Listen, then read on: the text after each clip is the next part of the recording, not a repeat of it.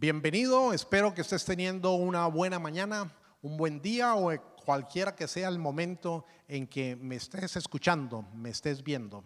Estoy agradecido con Dios por estar conectado contigo y siempre oro para que este tiempo que tú inviertes escuchando la explicación del mensaje de la palabra de Dios, Dios lo convierta en algo muy productivo y Él logre entrar realmente en tu corazón. Él tenga respuestas para ti y traiga una transformación de vida para su honra. Estamos también muy expectantes porque apenas hace 8 días iniciamos esta nueva serie basada en la enseñanza de Jesús sobre la oración para sus discípulos.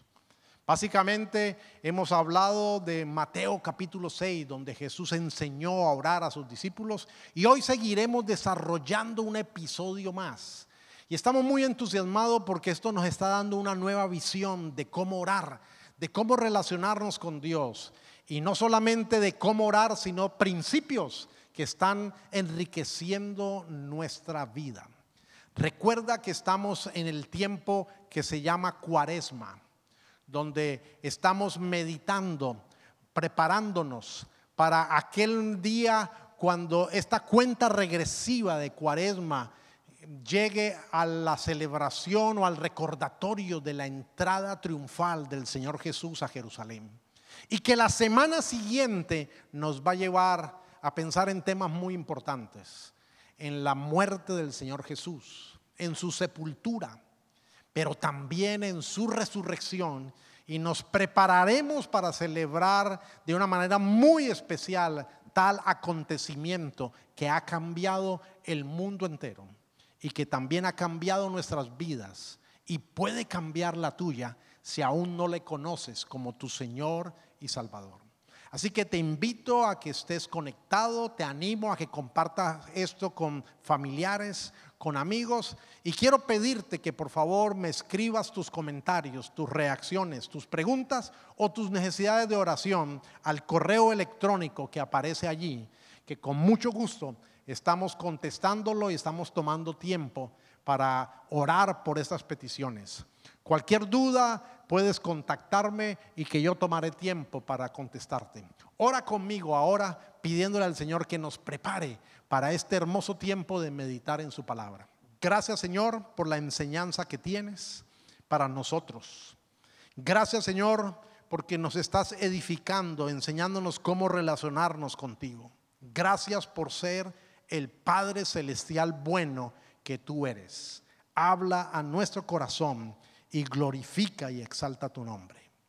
Amén.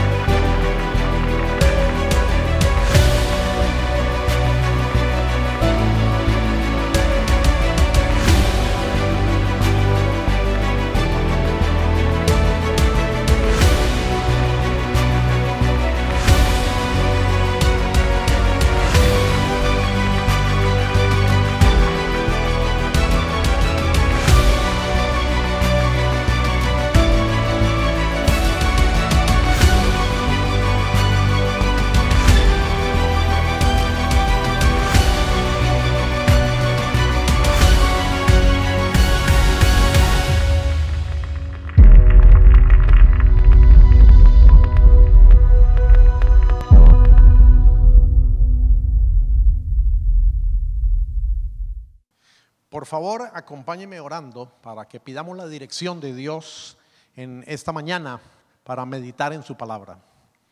Padre, gracias porque cada domingo nos das la oportunidad de reunirnos para adorarte, exaltarte y también para escuchar y meditar en tu palabra. En tu misericordia, háblanos, transforma nuestra vida y que las verdades eternas de tu palabra nos moldeen para tu honra y tu gloria. En el nombre precioso de Cristo Jesús te lo pedimos. Amén. La semana pasada, cuando iniciamos esta nueva serie acerca de la oración, yo mencioné en varias oportunidades que esta oración enseñada por Jesús a sus discípulos, que popularmente se conoce como la oración del Padre Nuestro, es un modelo, es una guía para ser aplicada a la manera como nosotros oramos, como nos comunicamos con Dios, pero no solamente para ser aplicada en nuestras oraciones, sino en nuestro modo de vida, porque tiene principios que rigen la vida. Cuán importante es que nosotros meditemos cada vez que estamos orando delante de quién es que nos estamos presentando. Cuán importante es que lo hagamos, porque justamente este modelo, esta guía, comienza con una invocación e invoca a Dios, a quien llama Padre nuestro que estás en el cielo. Este modelo después continúa con una serie de peticiones que yo podría decir que están divididas en dos secciones. Una vez que pasamos la invocación, vienen estas dos secciones de peticiones, y la primera de ellas se refiere a Dios y su obra. La segunda sección de peticiones se refiere al hombre, al ser humano y sus necesidades. Déjeme mostrárselo rápidamente. Las peticiones que se refieren a Dios y su gloria son tres: santificado sea tu nombre, venga tu reino, hágase tu voluntad en la tierra como en el cielo. Y las peticiones que se refieren al ser humano y a sus necesidades son: danos hoy nuestro pan cotidiano, perdona nuestras deudas como perdonamos a otros, y no nos dejes caer en la tentación, sino líbranos del mal. En el día de hoy yo voy a mirar las peticiones con respecto a Dios y su gloria.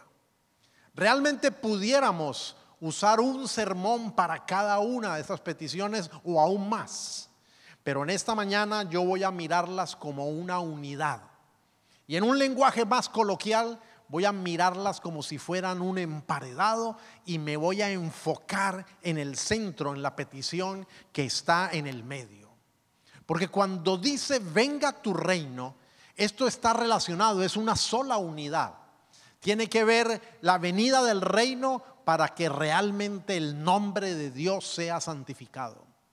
Y por la venida del reino es que la voluntad de Dios se hace y se hará aquí en la tierra como se hace en los cielos. En la plena consumación del reino de Dios, en el retorno del Señor Jesucristo. Nosotros, como hijos de Dios que disfrutamos de su paternidad celestial, descubrimos entonces que nuestro propósito, nuestra motivación es honrar a Dios, porque estamos agradecidos por lo que Él ha hecho por nosotros.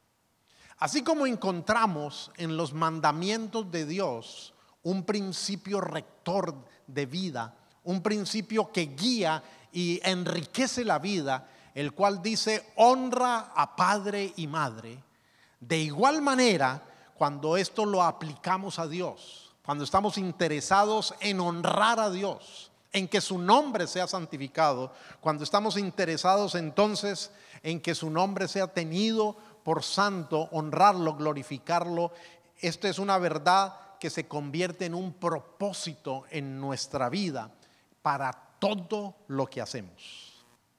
Tener a Dios como nuestro Padre Celestial ordena nuestras prioridades. Dios y su reino y su voluntad pasan a ser nuestro principal interés. En Mateo capítulo 6 versículo 33 encontramos el mismo orden de prioridades que encontramos en la oración modelo que Jesús enseñó a sus discípulos. Primero, buscar el reino de Dios antes que nuestras propias necesidades. La Biblia no es que no está reconociendo la importancia de nuestras necesidades, pero le está dando el orden adecuado, la ubicación de la prioridad. Dice Mateo 6:33 así: más bien busquen primeramente el reino de Dios y su justicia, y todas estas cosas les serán añadidas. No dice que busquemos únicamente el reino de Dios, pero nos dice que lo busquemos prioritariamente, en primer lugar, y luego todo lo demás podrá caer en su respectivo lugar. Así que el título en esta mañana para este segundo tema de esta serie es Reino. Y eso hace que necesariamente debamos preguntarnos qué se entiende por el reino de Dios. ¿Qué es el reino de Dios? Quiero darte una definición corta pero completa. Voy a leerla textualmente. Abro comillas. Entendemos por reino de Dios la manera como Dios se relaciona con su creación, cómo la gobierna, ejerce su autoridad, voluntad y propósito. La manera como Dios se relaciona con todo lo creado. Él es el creador, pero a su vez la relación que Él tiene es que Él es el rey. Él gobierna, Él dispone de su creación y Él tiene un propósito, y por eso su voluntad está orientada hacia ese propósito. Cuando Jesús enseñó que pidiéramos venga tu reino, nos preguntamos, ¿significa que Dios ya no estaba reinando en ese momento en la tierra? Dios había perdido su gobierno, su autoridad. Dios estaba tratando en ese momento de recobrar su reino. La verdad es que no. Lo que pasa es que tenemos que enfocarnos en que el reino de Dios debemos entenderlo en dos grandes aspectos. Y el primer aspecto es el aspecto universal. Dios es el rey y Dios gobierna universalmente. Y este es mi primer punto en el desarrollo de este tema: el reino y su sentido amplio. Dios está reinando y siempre lo ha hecho.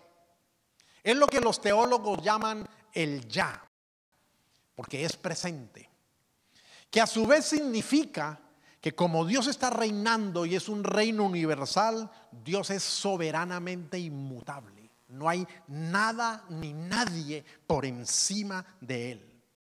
De Él es el reino, de Él es el poder y de Él es la gloria. Recuerda, este es un reino universal. Veamos algunos textos de la Biblia que nos permiten ver este aspecto del reino en un sentido amplio. Salmo 47, versículo 2. Pues el Señor Altísimo es omnipotente, es el gran rey de toda la tierra. Salmo 93, 1 y 2. El Señor es rey, el Señor se ha vestido de esplendor y se ha rodeado de poder. Él afirmó el mundo para que no se mueva. Desde entonces, Señor, tu trono está firme y tú siempre has existido. Y en tercer lugar, en palabras del propio Señor Jesús, en Mateo 12, 28, sin embargo, si yo expulso a los demonios por el Espíritu de Dios, entonces el reino de Dios ha llegado y está entre ustedes. Esta es una enseñanza clara que contiene la Biblia. Dios es el creador y el sustentador de toda su creación. No hay ningún otro Dios creador aparte de Él. Y por esta razón Dios ha tenido siempre y siempre tendrá un poder majestuoso sobre toda su creación. Dios está reinando, aunque una porción de los ángeles se hayan rebelado y estén en directa oposición a Él y a su trono y se hayan convertido en los demonios. Dios sigue reinando a pesar de que el ser humano se haya rebelado contra Él y haya creído en el engaño del diablo, haya aceptado la mentira de pensar de que con Él encontraría la libertad y lo que encontró fue la esclavitud. Pero Dios sigue soberanamente, de manera inmutable, gobernando sobre toda su creación. Cualquier oposición ante el trono de Dios no pone en peligro ni la autoridad, ni la soberanía, ni el cumplimiento de los planes eternos de Dios. Querido amigo, esta no es una controversia entre poderes iguales. Dios está por encima de todo. No olvides que Él es el creador y el sustentador de todo. El diablo no es ni omnipresente, ni omnisciente, ni todopoderoso. Él es un ser creado y caído y condenado bajo el juicio de Dios.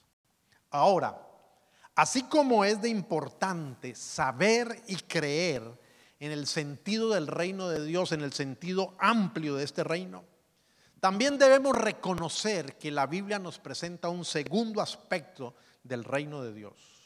Es lo que los teólogos llaman todavía no. Porque nos dice que la manifestación total de este reino aún está por venir.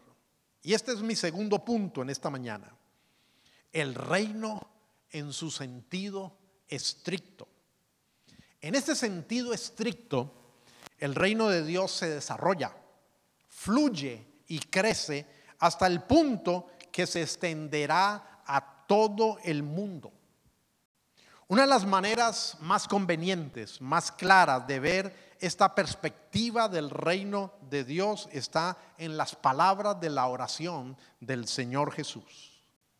Porque ahí en Mateo 6, los versículos 9 al 10, lo que Jesús hizo fue resumir toda la enseñanza del Antiguo Testamento acerca del reino de Dios, cuando Él le enseñó a sus discípulos para que oraran de esta manera: vosotros pues oraréis así: Padre nuestro que estás en los cielos, santificado sea tu nombre, venga tu reino, hágase tu voluntad como en el cielo, así también en la tierra.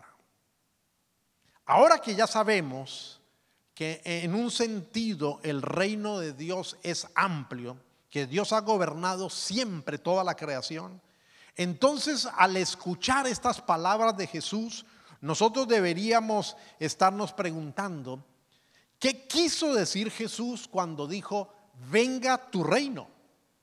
¿Cómo puede venir algo que ya está aquí? Bien, en una palabra, Jesús se refirió fue a la enseñanza del Antiguo Testamento, en la que Dios tiene una majestuosidad histórica que se va desarrollando y que está aún en vías de desarrollo todavía en tiempos del Nuevo Testamento. Él enseñó que el reino de Dios vendrá a la tierra y la transformará para que el cielo refleje en la tierra. Él enseñó y se refirió entonces a esto que llamamos en teología el todavía no. En Mateo 6, los versículos 9 al 10, Jesús usó lo que era costumbre en su época en la manera de expresarse. Él usó la poesía hebrea más antigua y usó 3 líneas, 3 frases que son paralelas con el propósito de darle fuerza a la idea. Pero estas frases, esas 3 peticiones que se refieren a Dios y a su gloria están íntimamente relacionadas. En primer lugar, Él pidió que el nombre de Dios fuera santificado, es decir, que fuera reconocido por todos los seres como santo. La pregunta es: ¿cómo el nombre de Dios puede ser reconocido por santo? ¿Cómo el nombre de Dios puede ser tenido por algo muy especial, apartado? Bueno, justamente con la venida del reino, que es la segunda frase. Y a continuación el Señor Jesús lo que hizo fue explicarnos qué significa que venga el reino. Lo que significa es que se hace la voluntad de Dios en la tierra como se hace en los cielos. La implicación de esta enseñanza es entonces que Dios traerá su reino a la tierra, querido amigo, en tal magnitud que la tierra se volverá como el cielo en sus efectos. Y así entonces, obviamente, el nombre de Dios será mantenido por todos como santo y será reverenciado en honor. Ahora, Jesús sabía que Dios ya gobernaba sobre toda la tierra desde siempre. Pero él también sabía que el Antiguo Testamento prometió que Dios un día iba a redimir, iba a renovar, iba a perfeccionar la tierra para que se reflejara toda la magnificencia de la presencia de Dios. Y fue en este sentido que Jesús pidió que el reino de Dios viniera a la tierra en sus días.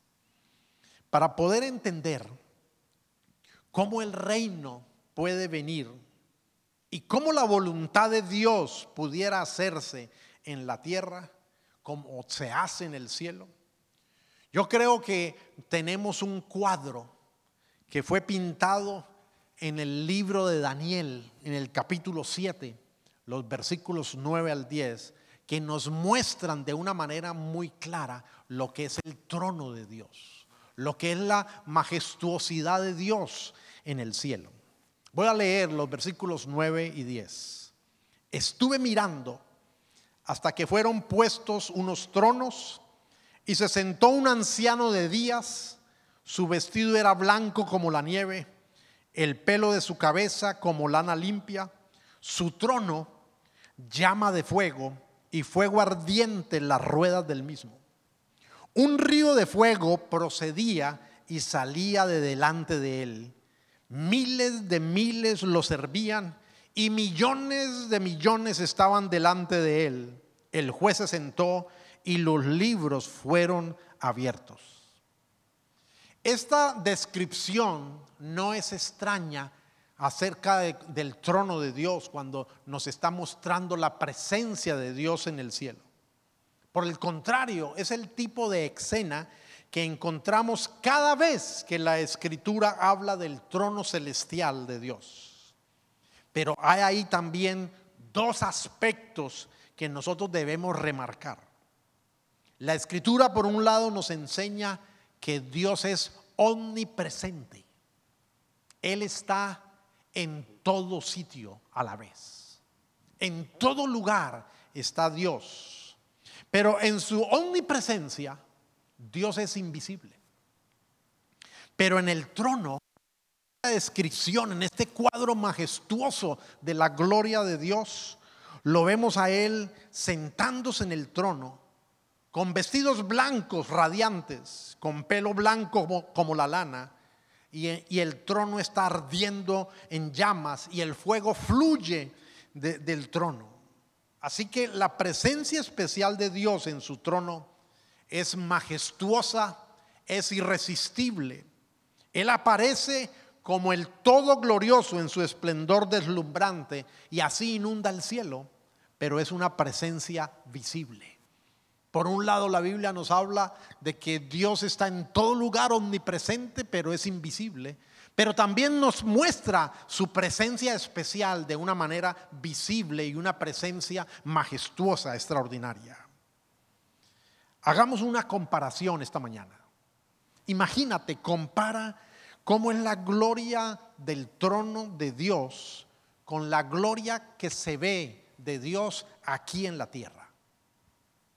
Lo mejor que nosotros vemos de la gloria de Dios es simplemente un pálido reflejo de lo que se ve irresistible, extraordinario, majestuoso y sobrecogedor ahí en los cielos. Nosotros vemos la gloria de Dios reflejada posiblemente en las maravillas de la creación, pero esto es nada comparado con la gloria de Dios en el cielo. Así que cuando Jesús oró, venga tu reino y se haga tu voluntad en la tierra, en un aspecto Él estaba hablando de la presencia especial de Dios. Así como la presencia majestuosa de Dios llena el cielo, Jesús estaba pidiendo que esa presencia viniera a la tierra y lo llenara todo, tal como llena en el cielo. Esto es lo que el apóstol Juan tenía en mente cuando escribió en el libro de Apocalipsis acerca de la nueva Jerusalén que descendía del cielo a la tierra en el retorno de Cristo. Apocalipsis 21:23. La ciudad no tiene necesidad de sol ni de luna que brillen en ella, porque la gloria de Dios la ilumina y el Cordero es su lumbrera. Así que cuando Jesús nos enseñó a orar para que el reino de Dios sea manifestado en la tierra, parte de lo que quiso decir es que nosotros debemos anhelar y pedir que venga a la tierra la gloria de Dios en toda su magnificencia. Ya no son simplemente como un pálido reflejo en una enorme catarata que nos asombra, o en las nubes de los cielos, sino la presencia especial de Dios que causa efectos. Y esto es lo segundo que se nota en este cuadro que Daniel pintó acerca del trono de Dios. No solamente la gloria irresistible, majestuosa, brillante de la presencia de Dios, sino los efectos que esa presencia produce, causa. Dice que un río de fuego procedía y salía de delante de él, que miles y miles lo servían y millones de millones estaban delante de él, y que el juez se sentó y abrieron los libros. En la tierra actualmente es fácil rebelarse contra Dios. De hecho, la mayoría de las personas lo han hecho. Los enemigos de Dios, tanto espirituales como seres humanos, se pueden oponer a su reino. Pero un día, querido amigo, cuando Cristo regrese por segunda vez y la presencia especial, gloriosa, majestuosa de Dios venga a la tierra, toda criatura de la tierra tendrá que hacer la voluntad de Dios como se hace ahora en el cielo. Y el que no quiera hacerla, el que no quiera someterse a la voluntad de Dios, será juzgado y condenado. No hay otro destino. Por eso es que el apóstol Pablo pudo decir, cuando escribió en Filipenses 2:10, para que en el nombre de Jesús se doble toda rodilla de los que están en los cielos, en la tierra y debajo de la tierra. Así que vemos que la descripción de la petición de Jesús está mostrándonos el reino de Dios como una realidad terrenal, histórica, que está en desarrollo. Para conocer cómo el reino de Dios ha tenido su desarrollo en la historia del ser humano, obviamente necesitaríamos mucho más tiempo, varias clases, para comprender, por lo menos en un panorama, este desarrollo histórico de la magnificencia de Dios en la tierra. Pero lo importante sobre todo es entender que Jesús anheló el día cuando la gloria de Dios sea tan evidente, que su presencia sea tan especial en la tierra, que la voluntad de Dios se haga y se extienda a toda, absolutamente a toda la tierra como en el cielo. Él nos enseñó a compartir esta visión del futuro. Por eso quiero ir a mi tercer y último punto en esta mañana: el reino y el evangelio. Si hay una cosa en la cual los cristianos de diferentes denominaciones, de diferentes iglesias, diferentes culturas, estamos de acuerdo, es que el corazón del mensaje de Jesús es el evangelio. Pero a menudo no comprendemos que el evangelio en el Nuevo Testamento es el fruto del tema del reino de Dios que viene desarrollándose desde el Antiguo Testamento. Escuchen la manera en que Mateo resumió la predicación de Jesús en Mateo 4:23. Recorría Jesús toda Galilea, enseñando en las sinagogas de ellos, predicando el evangelio del reino y sanando toda enfermedad y toda dolencia en el pueblo. Jesús predicó el evangelio. Y el término evangelio es equivalente a decir la buena nueva. ¿Cuál era esa buena nueva? Era un mensaje sobre el reino de Dios. Por eso es que Mateo dice que predicó el evangelio del reino. Y por esta razón nuestro entendimiento del evangelio está íntimamente relacionado con entender lo que significa el reino de Dios.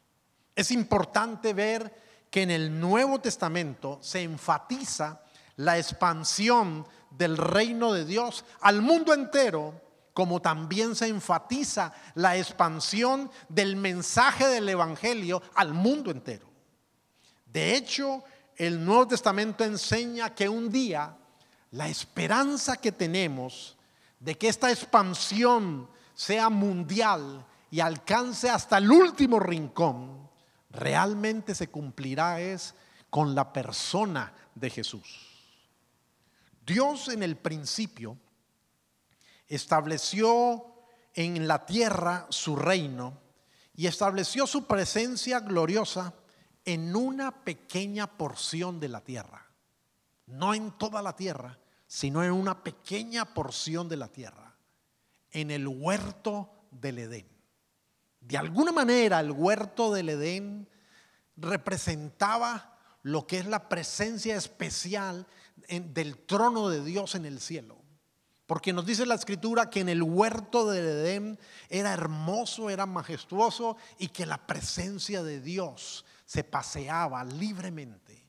Y que el huerto del Edén era deleitoso, porque eso significa Edén, deleite, delicia.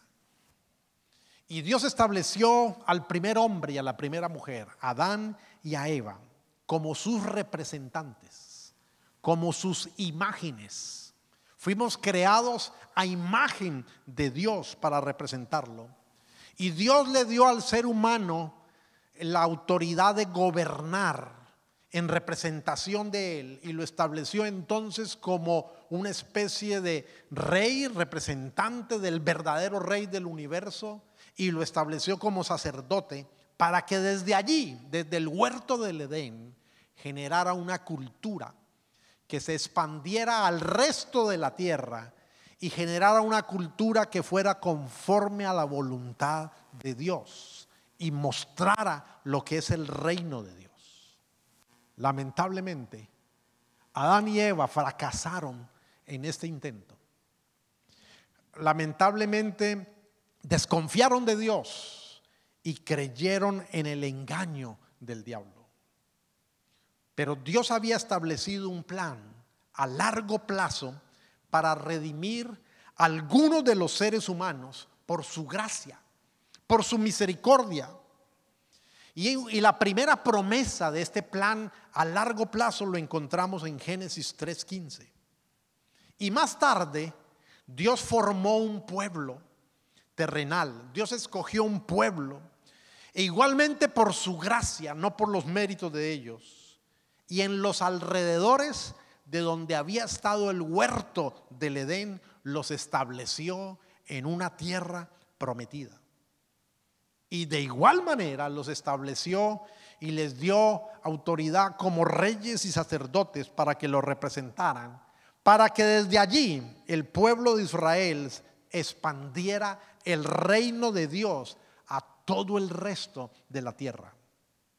Pero Israel, al igual que Adán y Eva, también se rebelaron y fracasaron y fueron desterrados de su territorio. Ya en el Nuevo Testamento, Dios mismo vino para encargarse de esta obra en persona. Por eso, en la persona de Jesús, Dios se encarnó en forma humana. La Biblia dice que cuando Jesús habitó aquí, es como si Dios hubiera colocado su tabernáculo, su carpa en medio de los seres humanos, porque eso es Jesús, Dios en medio de nosotros. Y en la persona de Jesús, entonces se cumplirá el propósito que Dios tenía inicialmente con Adán. Por eso la Biblia llama a Jesús el postrer Adán o el último Adán. Adán, el terrenal, fue una imagen infiel de Dios, pero Cristo es la imagen perfecta de Dios. Él cumplió lo que el primer Adán no pudo, y en su función de rey y sacerdote, porque Jesús ejerció también como rey y sacerdote, Él le enseñó a sus discípulos a orar por el cumplimiento de este reino de alcance mundial. Cuando Él dijo: venga tu reino, hágase tu voluntad como en el cielo, así también en la tierra. Jesús continuó el resto de su ministerio enfocado en este tema, y a lo largo de todo su ministerio Él mantuvo la atención de sus discípulos. Hizo que los ojos de los discípulos se enfocaran también en esta meta mundial. Mateo 24:14. Jesús les dijo a sus discípulos: y será predicado este evangelio del reino en todo el mundo para testimonio a todas las naciones, y entonces vendrá el fin. Jesús anunció que el mensaje de las buenas nuevas tendría que llegar al mundo entero, tendría que extenderse, esparcirse. Pero recuerde que el mensaje de las buenas nuevas es también el mensaje del reino de Dios, y que cuando esto sucediera, entonces Él regresaría. Aunque es por Cristo que indudablemente la expansión del reino de Dios alcanzará al mundo entero, nosotros nos equivocaríamos si omitiéramos que nosotros, sus seguidores, la iglesia, nosotros, sus hijos, también hacemos parte de este propósito de la expansión del reino de Dios. De muchas maneras, el progreso del reino de Dios en el Nuevo Testamento es uno de los conceptos más radicales que encontramos en las Escrituras. El Nuevo Testamento está lleno de parábolas que Jesús enseñó, comparando cómo es el reino de Dios, cómo es el reino de los cielos.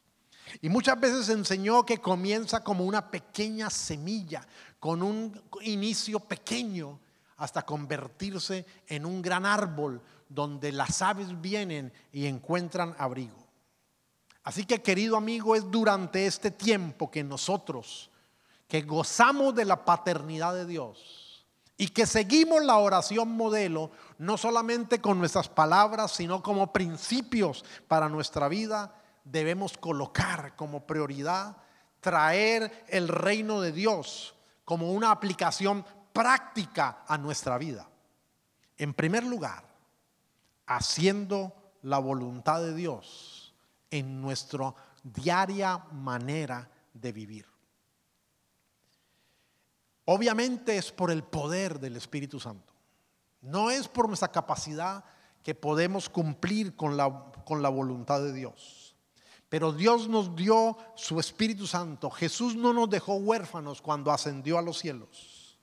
Y por lo tanto debemos hacer su voluntad y debemos vestirnos del nuevo hombre que ahora somos en Cristo Jesús. Dice la Escritura que este nuevo hombre es creado según Dios en la justicia y en la santidad de la verdad. Y en segundo lugar, debemos cada día colocarnos el calzado de la diligencia de la predicación del evangelio, porque este evangelio lo que predica es el reino de Dios. Dice la Escritura en dos versiones diferentes: con la disposición de proclamar el evangelio de la paz. Otra versión dice: estén siempre listos para salir a anunciar el mensaje de la paz. Paz de parte de Dios, ofrecida gratuitamente en gracia y misericordia para los seres humanos culpables. A ti y a mí, como sus hijos, se nos ha dado una orden. Se nos ha encomendado ir y comunicar este mensaje del evangelio del reino para hacer seguidores. Otras personas que también reconozcan que el nombre de Dios es santo, porque cuando el reino viene y cuando viene al corazón de las personas, el nombre de Dios es santificado y se comienza a hacer la voluntad de Dios aquí en la tierra. Se nos ha encomendado para que vayamos y hagamos seguidores, y estos seguidores sean bautizados en el nombre del Padre, del Hijo y del Espíritu Santo. Así que, querido amigo, necesitamos mantenernos enfocados. Necesitamos saber cómo hacerlo. Necesitamos urgentemente un discipulado en evangelización. Crecer en los diferentes niveles para saber cada día cómo comunicar este mensaje glorioso tal como está en la palabra de Dios. Porque este mensaje del reino es poder de Dios para salvación. Así que necesitamos tener ese anhelo en nuestro corazón, que venga el reino. Pero ese anhelo de que venga el reino debe impulsarnos a salir y comunicar a otros de que el rey está a las puertas. Él va a regresar y se hará su voluntad hasta el confín de la tierra. Ora conmigo en esta mañana. Padre, gracias, porque la Biblia es muy clara en mostrarnos que esto es un plan eterno. Gracias porque nada se escapa de tu control. Tú estás reinando sobre todo poder, sobre toda autoridad. Tu magnificencia, tú tienes un poder majestuoso sobre toda la creación, y nada sucede si no es, Señor, bajo tu control. Pero gracias, Señor, porque nos has llamado en tu gracia y misericordia a ser partícipes de anunciar el avance, el desarrollo de este reino que transforma el alma, de este reino que transforma las vidas, de este reino que convierte al peor de los pecadores en un adorador que santifica tu nombre. Gracias por la paz, por la bendición, por el propósito y la realización que le das a nuestra vida. Padre, en esta mañana yo oro para que como hijos tuyos, tú, Señor, nos capacites, nos animes. Señor, tú mismo nos implementes para ser testigos tuyos, eficaces en el poder del Espíritu Santo, anunciando este mensaje que es eficaz porque es poder tuyo. Señor, que en nuestro corazón no haya indiferencia hacia aquellos que no te conocen, que nos duela aquel que no te honra, que nos duela aquel que no clama para que venga tu reino, y te pidamos que nos hagas instrumentos para que en tu tiempo y en tu gracia nos uses para alcanzarlo y traerlo hacia tus pies y tu misericordia. Señor, gracias porque tú eres digno de toda honra, porque tuyo es el reino, tuyo es el poder y tuya es la magnificencia, la gloria. Oro por aquellos que hoy me han escuchado y que no te conocen de manera personal. Te pido que el reino en la persona de Cristo Jesús venga a sus vidas, tu tabernáculo, tu presencia, y transforme sus vidas y les limpies por la sangre de Jesús de todo pecado, y ellos también tengan el gozo de ser tus hijos y gozar de tu paternidad. A ti sea toda honra, toda gloria, toda exaltación en Cristo Jesús. Amén. Que tengas un resto de semana muy fructífero, que camines con el Señor y crezcas en el conocimiento de Él.